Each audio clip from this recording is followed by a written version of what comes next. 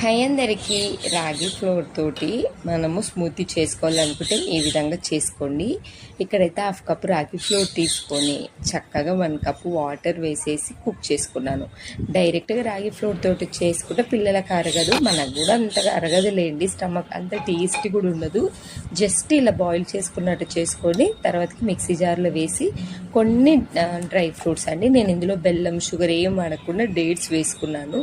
First అవి mixie పట్టేసుకున్న తర్వాతకి flax seed powder అండి. ఫ్లాక్స్ సీడ్ పౌడరు మనకే కాదు పిల్లలు కూడా చాలా మంచిది. ఒమేగా 3 ఎక్కువ ఉంటుంది కాబట్టి స్పెషల్ హెయిర్ గ్రోత్, స్కిన్కి చాలా మంచిది. అప్పుడప్పుడు డైలీ తీసుకోము కదా, అలా నేనైతే తిక్కగానే చేసుకున్నాను. కొన్ని మిల్క్ వేసుకొని ఇలా తిక్కగా చేసుకున్నాను. ఇలా 1 గ్లాస్ తాగామంటే ఆఫ్టర్నూన్ వరకు కూడా ఆకలి అవ్వదు, స్టమక్ ఫుల్గా అనిపిస్తుంది.